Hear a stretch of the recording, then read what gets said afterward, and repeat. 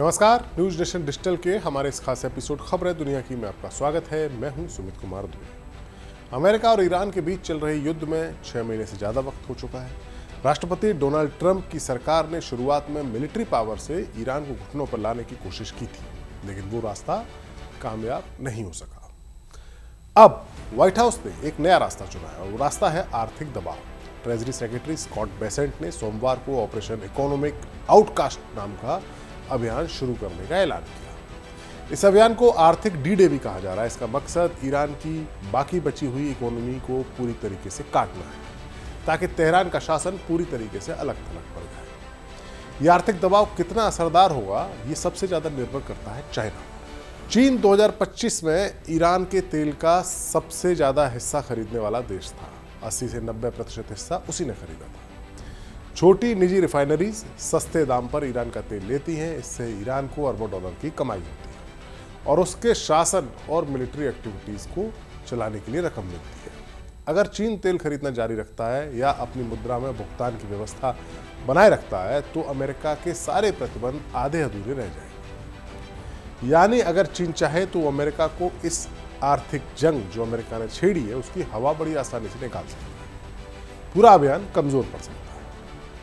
इस युद्ध की आगाज फरवरी 2026 में हुआ था। उस वक्त ट्रंप सरकार और इजराइल ने मिलकर ईरान पर हमले किए थे। लक्ष्य था परमाणु कार्यक्रम को नष्ट करना, ईरान की मिसाइल क्षमता को कम करना और शासन को कमजोर करना, या कहें कि रिजीम चेंज करना। लेकिन हकीकत कुछ और ही निकली।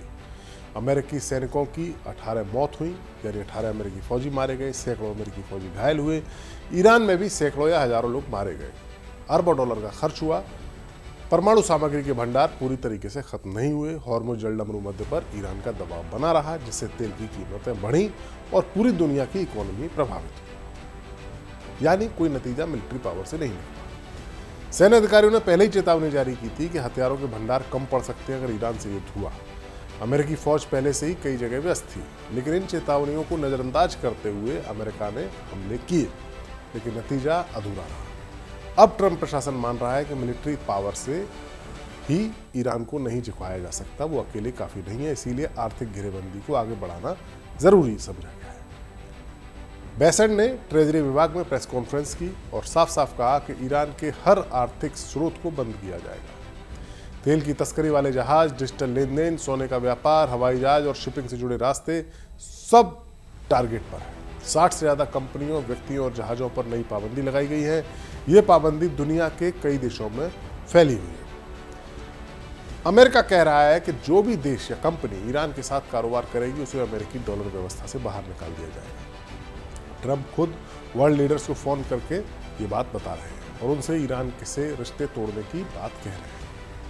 ट्रंप प्रशासन का दावा है कि यह अभियान तब तक चलेगा जब तक ईरान अकेला न पड़ जाए। ईरान के पास अब दो ही रास्ते हैं, या तो पूरी तरह दुनिया से कट कर अपना गुजारा करे या फिर सामान्य रास्ते पर लौटना। लेकिन अमेरिका इस बात को अच्छी तरह समझता है कि चीन इस खेल का सबसे बड़ा खिलाड़ी है, इसीलिए वो चीन के साथ खुले टकराव से बच रहा है। बेसेंट ने प्रेस कॉन्फ्रेंस में किसी खास देश का नाम नहीं लिया, लेकिन साफ कहा कोई भी अमेरिकी पाबंदियों से ऊपर नहीं है। अगर कोई चीनी बैंक या कंपनी ईरान के तेल को पैसे में बदलने में मदद करती है तो वो भी टारगेट पर आ सकती है। फिर भी फिलहाल बड़े चाइनीज बैंक्स पर सीधे कोई पाबंदी नहीं लगाई गई है। वजह साफ है, ट्रंप और चीन के राष्ट्रपति शी जिनपिंग की अगले महीने मुलाकात होनी है। दोनों देशों के बीच व्यापारिक समझौते चल रहे हैं, जिसमें रेयर अर्थ मिनरल्स की सप्लाई भी शामिल है। अगर अमेरिका चीन पर बहुत ज़्यादा सख्ती करता है तो चीन जवाबी कार्रवाई कर सकता है। इससे वैश्विक इकोनॉमी और ज़्यादा अस्थिर हो सकती है। इसीलिए अमेरिका फिलहाल चुपचाप कूटनीति का रास्ता अपना रहा है। वो चीन को समझाने की कोशिश कर रहा है कि हॉर्मुज़ जलडमरू मध्य का रास्ता खुलना दोनों के हित में है, क्योंकि चीन ने भी वहाँ से बहुत सारा तेल और गैस चीन भी वहाँ से खरीदता है। चीन की तरफ से जवाब दिया गया है कि पाबंदी और दबाव समस्या का हल नहीं होते। बीजिंग ने कहा है कि वो अपने हितों की रक्षा करेगा। अगर चीन सहयोग करता है या अमेरिका के आगे झुकता है तो ईरान की कमाई का सबसे बड़ा स्रोत बंद हो जाएगा। तब वाकई में आर्थिक दबाव असरदार साबित होगा। अन्यथा अमेरिका का जो अभियान है इकोनॉमिक ब्लॉकेट का, इकोनॉमिकली ईरान को अलग थलग करने का, उस पूरे ऑपरेशन की हवा निकल जाएगी। इस पूरे खेल में अमेरिका की मजबूरी साफ साफ दिख रही है। मिलिट्री पावर से जो नहीं हो सका वो उसे आर्थिक हथियार से हासिल करने की कोशिश कर रहा है, लेकिन वैश्विक इकोनॉमी अब इतनी ज़्यादा जुड़ी हुई है कि एक देश अकेला सब कुछ कंट्रोल नहीं कर सकता। ईरान पर दबाव डालने के लिए चीन का साथ अमेरिका को मिलना बहुत ज़रूरी है, क्योंकि वही सबसे बड़ा खरीदार है। अगर चीन साथ नहीं देता तो अमेरिका का ऑपरेशन इकोनॉमिक आउटकास्ट एक बेहद सीमित असरदार ही साबित होगा, और अगर साथ देता है तो ईरान के लिए मुश्किलें बढ़ जाएंगी। अभी दोनों तरफ से बातचीत और चेतावनियां चल रही हैं। आने वाले हफ्तों में ये साफ होगा कि इकोनॉमिक घेराबंदी कितनी मजबूत बन पाती है या फिर चीन की भूमिका इसको कितना प्रभावित करती है।